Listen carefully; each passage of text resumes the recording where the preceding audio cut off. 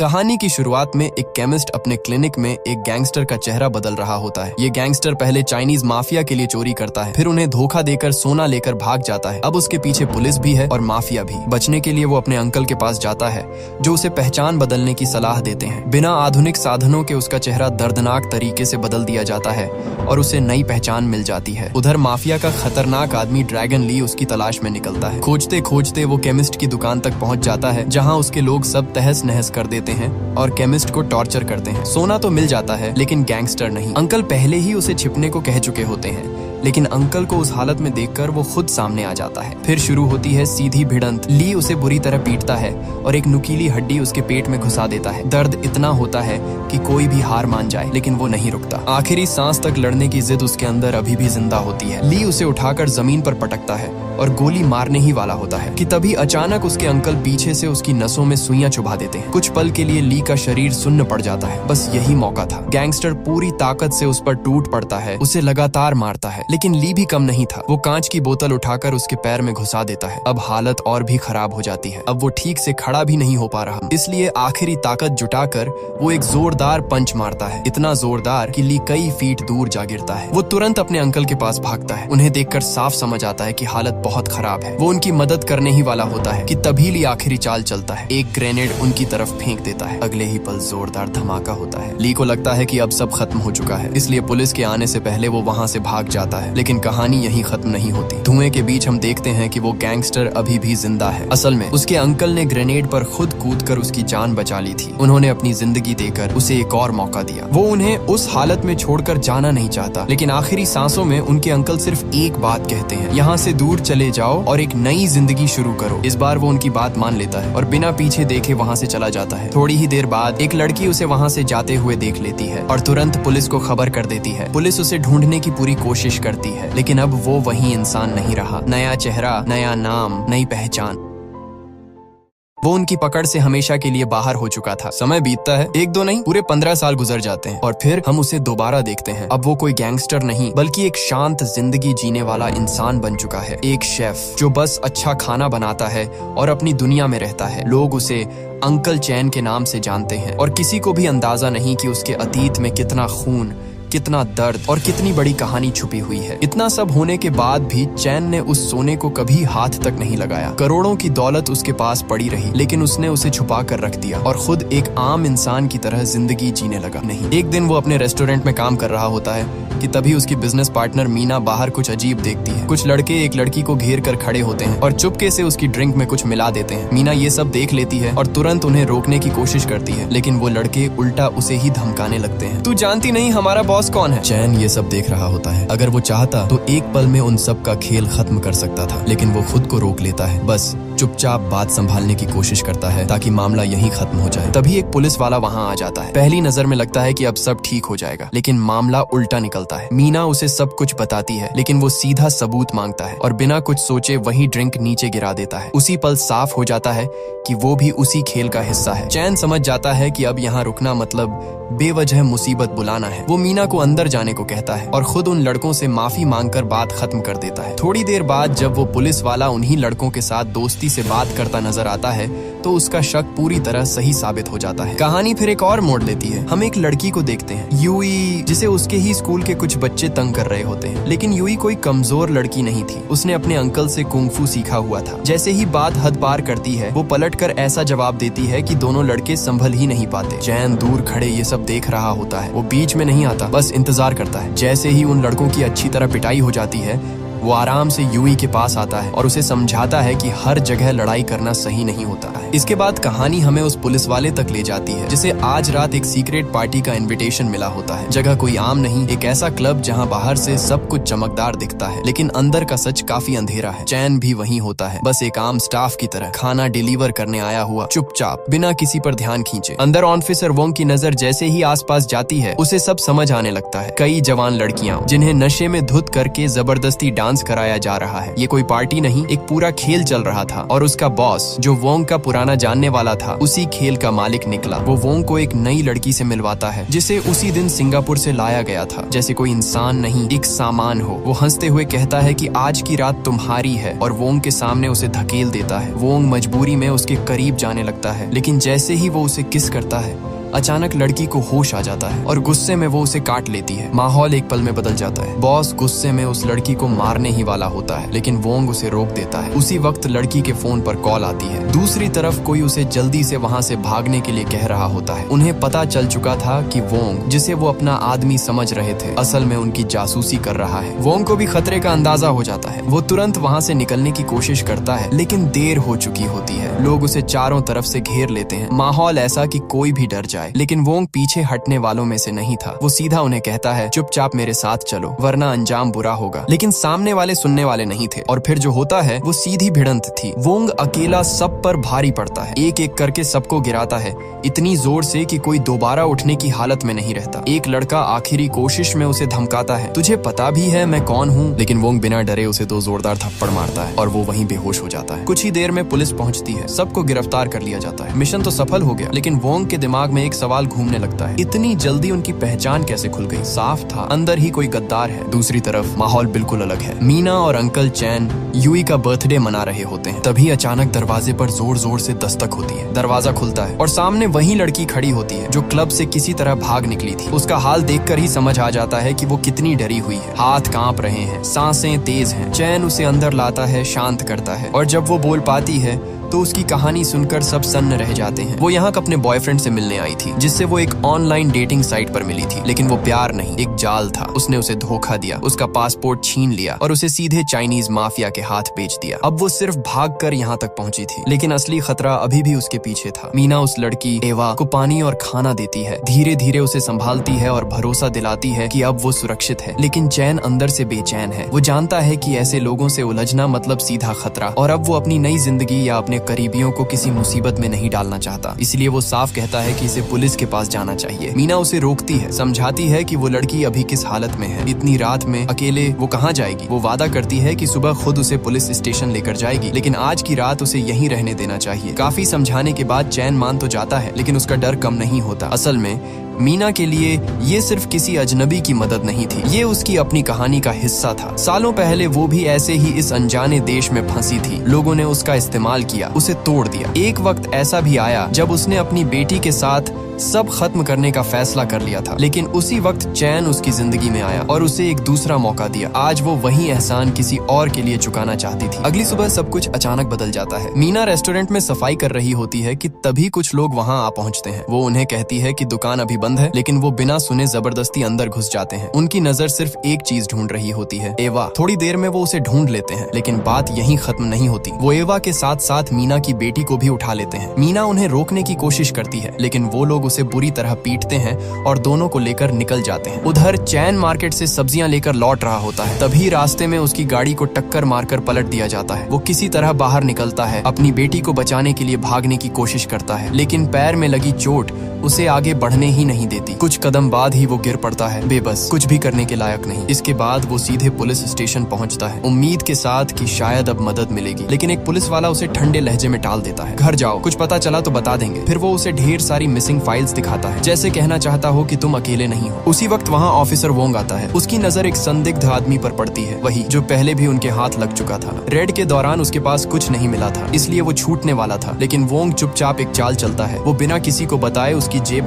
डाल देता है और फिर बाकी पुलिस वालों से उसकी तलाशी लेने को कहता है। अब खेल पलटने वाला था और वोंग इस बार किसी भी कीमत पर सच बाहर निकालना चाहता था। वो उन फाइलों को ध्यान से देख ही रहा होता है कि अचानक उसकी नजर 2 चेहरों पर टिक जाती है, एक यूई और दूसरी वही लड़की जिसे उसने पिछली रात क्लब में देखा था।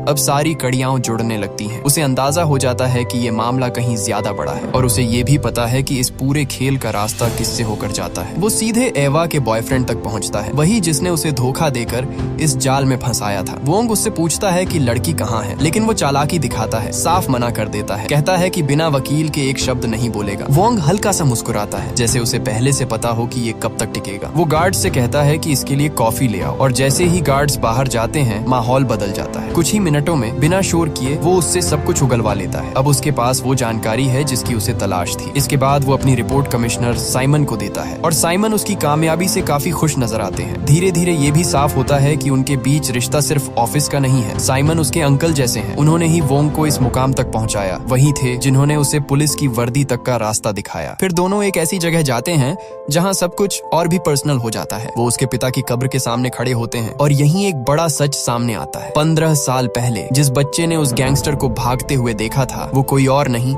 खुद वोंग था। उसी दिन उसका बचपन खत्म हो गया था। उसके पिता उस इलाके में ड्यूटी पर थे, लेकिन जब वोंग उनके पास पहुंचा तो वो जमीन पर गिरे हुए थे, गोली लग चुकी थी। उसने अपनी आंखों के सामने अपने पिता को दम तोड़ते देखा और तभी से उसके अंदर सिर्फ एक ही चीज बची, बदला। वो मानता है कि उस दिन जो गैंगस्टर वहां से भागा था वही उसके पिता का कातिल है। सालों से वो उसे ढूंढ रहा है, बस एक मौके के इंतजार में, ताकि उसे सजा दे सके। लेकिन साइमन उसे समझाते हैं, कहते हैं कि सामने वाला कोई आम आदमी नहीं है, हर कदम सोच समझ कर रखना होगा। उधर दूसरी तरफ चैन भी चुप बैठने वालों में से नहीं था। वो हर जगह तलाश करता है, आसपास के सारे सीसीटीवी कैमरे खंगालता है। आखिरकार एक फुटेज में उसे वो कार दिख जाती है जिसमें उसकी बेटी को उठाकर ले जाया गया था। नंबर प्लेट मिलते ही वो बिना वक्त गंवाए एरिया के हर मैकेनिक के पास जाता है, पूछता है, तलाश करता है और आखिर में एक आदमी मिलता है जिसे वो कार याद होती है। वो उसे एक बिल्डिंग तक ले जाता है, बताता है कि कुछ दिन पहले उसी कार को रिपेयर करके यहीं छोड़ा था और यहीं उसी बिल्डिंग के अंदर यूई को बाकी लड़कियों के साथ बंद करके रखा गया था। अगली सुबह सब कुछ बिल्कुल सामान्य दिखता है, वही रोज वाला रूटीन। एक आदमी बिल्डिंग में सब्जियां सप्लाई करने आता है।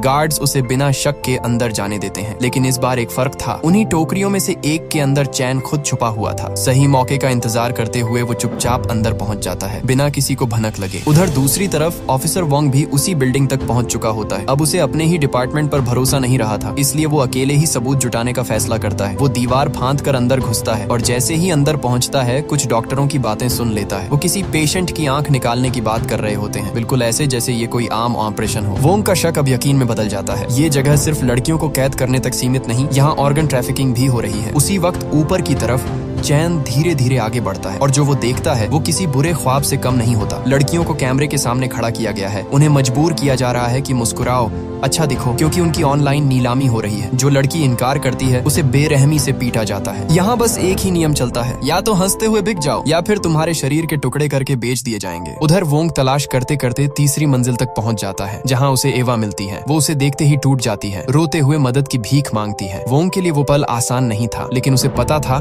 कि अगर अभी जल्दबाजी की तो पूरा नेटवर्क बच निकलेगा। वो उसे भरोसा देता है, मैं वापस आऊंगा, और आगे बढ़ जाता है। थोड़ी ही देर में वो एक कमरे में पहुंचता है और वहाँ जो दिखता है वो उसकी सोच से भी ज्यादा खौफनाक था। एक लड़की की लाश जिसके सारे ऑर्गन्स निकाल लिए गए थे। दूसरी तरफ चैन एक गार्ड का पीछा करते हुए एक कमरे तक पहुंचता है। अंदर कई लड़कियां बंद होती हैं। तभी उसकी नजर जमीन पर पड़ी एक छोटी सी टॉफी पर जाती है, वही टॉफी जो उसने यूई को उसके बर्थडे पर दी थी। बस अब उसे यकीन हो जाता है कि उसकी बेटी यहीं थी। गुस्से में वो उस गार्ड पर टूट पड़ता है, उसे बेहोश कर देता है। लेकिन अगले ही पल सच सामने आता है। यूई को कल रात ही कहीं और शिफ्ट कर दिया गया था और बाकी लड़कियों की हालत देखकर वो समझ जाता है। उनके पेट पर पड़े कट्स साफ बता रहे थे कि आज रात इनके साथ क्या होने वाला है। वो उन्हें बचाना चाहता है, लेकिन तभी वहाँ वोंग आ जाता है। चैन उसे देखते ही भड़क उठता है, क्योंकि उसके दिमाग में एक ही बात बैठ चुकी थी कि पुलिस भी इस पूरे खेल में शामिल है। बिना कुछ सोचे वो वोंग पर हमला कर देता है। वोंग उसे रोकने की कोशिश करता है, समझाता है कि वो दुश्मन नहीं है, लेकिन चैन के लिए अब किसी पर भरोसा करना नामुमकिन था। उसने जो कुछ देखा था उसके बाद हर चेहरा उसे झूठा लग रहा था। शोर सुनकर एक गार्ड ऊपर आ जाता है, लेकिन चैन और वोंग तुरंत दरवाजे के पीछे छुप जाते हैं। गार्ड जैसे ही आगे बढ़कर निकलता है, दोनों फिर आमने सामने आ जाते हैं और लड़ाई फिर से शुरू हो जाती है। इस बार भिड़ंत इतनी तेज होती है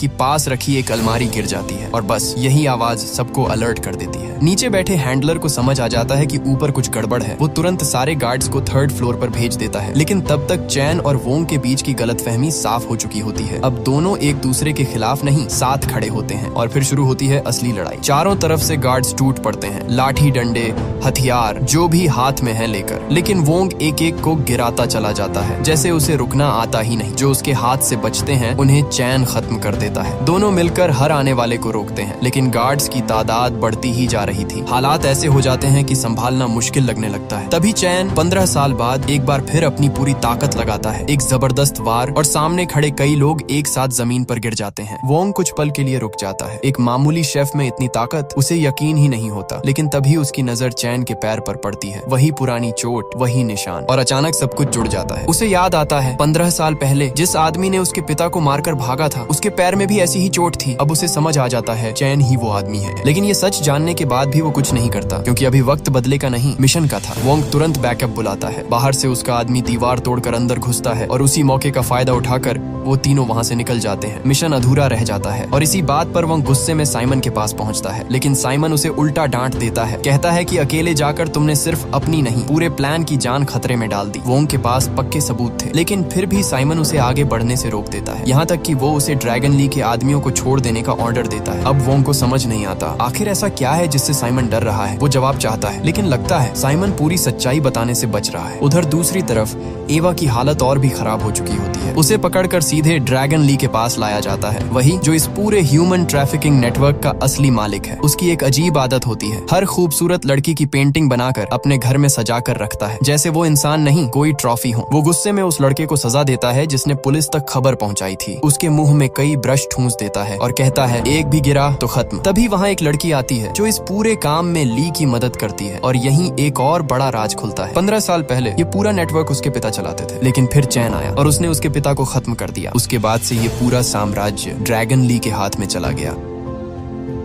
तभी से वो चैन को ढूंढ रहा है, क्योंकि सिर्फ बदला ही नहीं, वो सोना भी अभी तक चैन के पास है, जिसके लिए ये सब शुरू हुआ था। जैसे ही ड्रैगन ली को पता चलता है कि उसके ठिकाने पर पुलिस की रेड पड़ी थी, वो तुरंत सीसीटीवी फुटेज निकलवाता है। पहले तो वो बस ध्यान से देखता रहता है, लेकिन फिर अचानक उसकी नजर एक चेहरे पर टिक जाती है। चैन कुछ सेकंड के लिए वो चुप हो जाता है, जैसे यकीन ही ना हो रहा हो। फिर अगला क्लिप चलता है और उसमें वो वही खतरनाक पंच देखता है, वही चाल, वही ताकत, और उसी पल उसका दिमाग 15 साल पीछे चला जाता है। वो दिन जब चैन ने उसे इसी वार से जमीन पर गिरा दिया था। अब कोई शक नहीं बचता, उसका पुराना दुश्मन वापस आ चुका था। अगले ही दिन जब चैन घर लौटता है तो सामने का नजारा देखकर उसके पैरों तले जमीन खिसक जाती है। ड्रैगन ली के लोग उसके घर पर पहले से मौजूद होते हैं और मीना उनके कब्जे में होती है। वो कुछ समझ पाता उससे पहले ही रीटा उसके पैरों में गोली मार देती है। चैन गिर पड़ता है और वो लोग सीधे उससे सोने के बारे में पूछने लगते हैं। उधर वोंग भी उसे ढूंढते ढूंढते उसके रेस्टोरेंट तक पहुंच चुका होता है, लेकिन देर हो चुकी थी। वो देखता है कि दुश्मन पहले ही हमला कर चुके हैं। बिना वक्त गंवाए वो अंदर घुसता है और जो सामने आता है वो सीधी गोलीबारी में बदल जाता है। चारों तरफ गोलियों की आवाज गूंजने लगती है। चैन किसी तरह उठकर मीना तक पहुंचने की कोशिश करता है, लेकिन जब वो उसके पास पहुंचता है तो सब खत्म हो चुका होता है। गोली लगने की वजह से मीना उसकी आंखों के सामने दम तोड़ देती है। वो पल चैन को अंदर से तोड़ देता है। उधर वोंग बाकी लोगों का पीछा करता है, लेकिन वो सब भाग निकलते हैं। वापस आकर वो चैन को संभालने की कोशिश करता है और कहता है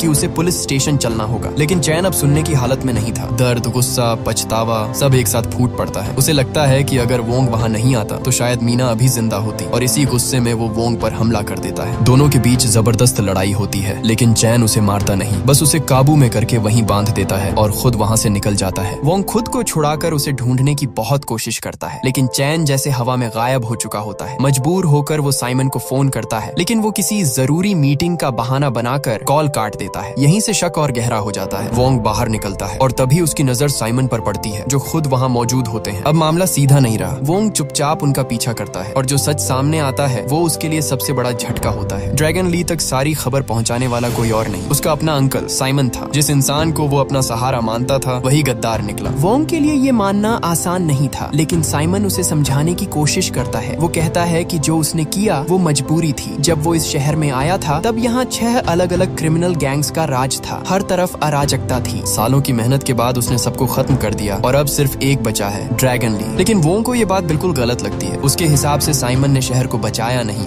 बल्कि एक ही राक्षस को इतना ताकतवर बना दिया कि अब वही सब कुछ कंट्रोल कर रहा है। पहले जहाँ 6 गैंग्स मिलकर क्राइम करते थे, अब वही सब कुछ अकेला ड्रैगन ली कर रहा है। उधर चैन अकेला बैठा होता है, टूट चुका, लेकिन हार नहीं मानता। तभी उसके फोन पर एक वीडियो आता है। जैसे ही वो प्ले करता है उसकी सांसें रुक जाती हैं। स्क्रीन पर यूई होती है, डरी हुई, बंधी हुई, और उसके साथ जो हो रहा है वो देखना भी मुश्किल है। वीडियो के साथ साफ धमकी दी जाती है, सोना लेकर हमारे अड्डे पर आ जाओ वरना तुम्हारी बेटी को बेच दिया जाएगा। अब उसके पास कोई और रास्ता रास्ता नहीं बचता। वो सालों से छुपा कर रखा हुआ सारा सोना बाहर निकालता है और बिना देर किए उनके ठिकाने की तरफ निकल पड़ता है। दूसरी तरफ माहौल और भी डरावना होता जा रहा है। लड़कियों को एक एक करके स्कैन किया जा रहा है जैसे कोई सामान हो, और फिर उन्हें कंटेनरों में बंद करके कहीं भेजने की तैयारी चल रही है। हर सेकंड के साथ वक्त हाथ से निकल रहा था। तभी चैन वहाँ पहुँचता है अपने साथ सोना लेकर। ड्रैगन ली उसे देखता है, फिर सोने को चेक करता है, लेकिन उसके चेहरे पर संतोष नहीं, शक होता है। वो कहता है, इतना ही है, बाकी कहाँ है? चैन सीधा जवाब देता है, पहले मेरी बेटी को छोड़ो, फिर सब बताऊंगा। लेकिन ली यहाँ सौदा करने नहीं आया था। वो चैन की आंखों के सामने ही यूई को टॉर्चर करना शुरू कर देता है। उसके पैरों के नीचे नुकीले कांच के टुकड़े गिरा देता है। यूई चीख उठती है और वो आवाज चैन के अंदर तक चीर देती है। अब वो खुद को रोक नहीं पाता। अपनी बेटी को उस हालत में देखकर आखिरकार वो टूट जाता है और बता देता है कि बाकी सोना कहाँ छुपाया है। काम पूरा होते ही ली पीछे हटता है और एमी की तरफ देखता है। वो उसे इशारा करता है, अब तुम्हारी बारी। एमी, जो 15 सालों से इस पल का इंतजार कर रही थी, वो धीरे धीरे आगे बढ़ती है, हाथ में सोने की भारी ईंट उठाती है और बिना रुके चैन पर बरसने लगती है। हर वार में गुस्सा, दर्द और बदले की आग होती है। चैन खून से लथपथ हो जाता है, लेकिन वो कुछ नहीं करता, जैसे ये सजा वो खुद स्वीकार कर चुका हो। लेकिन जैसे ही वो आखिरी बार करने वाली होती है, अचानक चारों तरफ हलचल मच जाती है। पुलिस फोर्स वहाँ पहुँच चुकी होती है और पूरे इलाके को घेर लेती है। सब कुछ एक पल में बदल जाता है। असल में चैन खाली हाथ नहीं आया था। उसने पहले ही सारी तैयारी कर रखी थी। यहाँ आने से पहले उसने वोंग को सब कुछ बता दिया था, हर सच, हर राज। यहाँ तक कि उसे ये भी पता था कि वोंग के पिता के साथ उस दिन क्या हुआ था, और अब वो सब कुछ खत्म करने के लिए तैयार था। अगर इसके बदले उसे अपनी बेटी मिल जाए तो वो खुद को कानून के हवाले करने के लिए भी तैयार था। वोंग के आदमी ऑफिसर ली के लोगों पर टूट पड़ते हैं, एक एक करके सबको खत्म करते हुए माहौल को पूरी तरह खौफनाक बना देते हैं। हालात इतने बिगड़ जाते हैं कि ली को मजबूर होकर पीछे हटना पड़ता है, लेकिन जाते जाते वो एक चाल चलता है। यूवी को अपने साथ पकड़ लेता है ताकि कोई उस पर गोली चलाने की हिम्मत ही ना करे। एमी तुरंत समझ जाती है कि अगर अभी उन्हें नहीं रोका गया तो सब खत्म हो जाएगा। वो ली को सोने के साथ निकल जाने को कहती है और खुद पीछे रुककर सबको कवर देती है। तभी वोंग और एमी आमने सामने आ जाते हैं और फिर शुरू होती है एक जबरदस्त फाइट। हर वार में गुस्सा, हर मूव में जान लगाने की कोशिश, लेकिन आखिरकार वोंग उसे उठाकर नीचे फेंक देता है। उधर चेन, जो ली का पीछा करते करते यहाँ तक पहुँचा था, अचानक उसे आंखों से ओझल होते देख हैरान रह जाता है। वो हर तरफ ढूंढता है, लेकिन उसे सिर्फ यूवी मिलती है, टेरेस पर बेहोश पड़ी हुई। जैसे ही वो उसके पास जाता है, असली खेल शुरू होता है। ये सब पहले से प्लान था। ली ने वहाँ बम छुपा रखा था और ट्रिगर उसके हाथ में था। धमाका होते ही सब कुछ हिल जाता है। चेन बिना एक सेकंड गंवाए अपनी बेटी को लेकर टेरेस से नीचे कूद जाता है। यूवी बच जाती है, लेकिन चेन बुरी तरह घायल हो चुका होता है। वो अभी संभल भी नहीं पाता कि ली फिर उस पर हमला कर देता है उसे खत्म करने के लिए। लेकिन ठीक उसी वक्त वोंग आ जाता है और ली पर गोली चला देता है। अब दोनों के बीच सीधी भिड़ंत शुरू होती है। गोलियों की बारिश, हर तरफ खतरा, लेकिन जल्दी ही ली की गोलियां खत्म हो जाती हैं। अब वो अपने असली अंदाज में आता है, हाथों से लड़ाई। कुंग फू और मार्शल आर्ट्स में माहिर ड्रैगन ली के सामने वोंग टिक नहीं पाता, फिर भी हार मानने को तैयार नहीं होता। जैसे ही ली आखिरी वार करने वाला होता है, तभी अचानक शहर अपनी जान की परवाह किए बिना बीच में कूद पड़ता है और वोंग की जान बचा लेता है। लेकिन इसकी कीमत उसे खुद चुकानी पड़ती है। गोली उसके शरीर को चीर देती है। यूवी मदद के लिए दौड़ती है, लेकिन ली उसे भी पकड़ लेता है और बिना सोचे समझे बिल्डिंग से नीचे फेंक देता है। सब कुछ एक पल में खत्म होता नजर आता है, मगर तभी रैन वक्त पर पहुंचता है और उसका हाथ पकड़ लेता है। ली अब दोनों को खत्म करना चाहता है, लेकिन खेल पलट जाता है। चेन उसे पकड़कर खुद उसके साथ नीचे कूद जाता है। वो चाहता तो उसे वहीं खत्म कर सकता था, मगर उसके पास एक और मकसद था, सच निकलवाना। और आखिरकार बातों बातों में ली खुद अपनी जुबान से राज खोल देता है। 15 साल पहले उसने ही अपने बॉस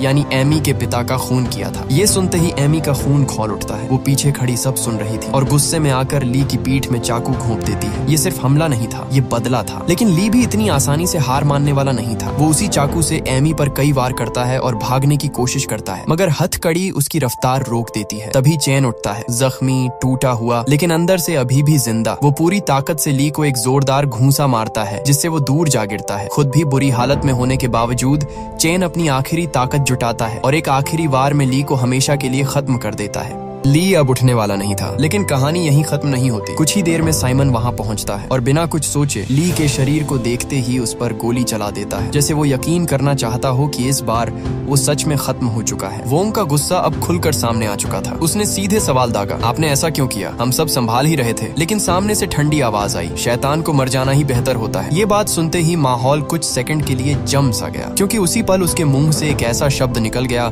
जिसने वोंग को अंदर तक हिला दिया। बिल्कुल वही शब्द जो उसके पिता ने मरने से पहले कहे थे। अब शक यकीन में बदल चुका था। वोंग ने बिना कुछ कहे ली की गन साइमन को पकड़ा दी, लेकिन साइमन ने मौके का फायदा उठाया। उसने उसी गन को घुमाकर वोंग के सिर पर तान दिया और फिर जो सच सामने आया उसने सब कुछ बदल दिया। उस दिन चेन ने नहीं बल्कि साइमन ने ही उसके पिता को मारा था। क्यों? क्योंकि अगर वो ऐसा नहीं करता तो उसके पिता खुद ली को खत्म कर देते और फिर साइमन के हाथ कुछ नहीं लगता। वो ठंडे लहजे में बोलता है, मैंने हमेशा तुम्हें दूर रहने का मौका दिया, पर सोचा नहीं था कि तुम भी अपने बाप जैसे ही निकलोगे। और इतना कहकर वो ट्रिगर दबा देता है। क्लिक। कोई गोली नहीं चलती। साइमन की आंखों में पहली बार डर नजर आता है, क्योंकि वोंग उसकी चाल पहले ही समझ चुका था। उस पल वोंग के पास सब कुछ था, मौका भी, वजह भी और बदला लेने की आग भी, लेकिन वो खुद को रोक लेता है, क्योंकि वो जानता था अगर आज उसने ये कर दिया तो वो भी उसी अंधेरे में गिर जाएगा जिससे वो हमेशा लड़ता आया है। वो अपने पिता जैसा बनना चाहता था, एक सच्चा पुलिस वाला। इसके बाद कहानी थोड़ा सुकून लेती है। एक एक करके उन सभी लड़कियों को बाहर निकाला जाता है जिन्हें अगवा किया गया था। डर और अंधेरे से निकलकर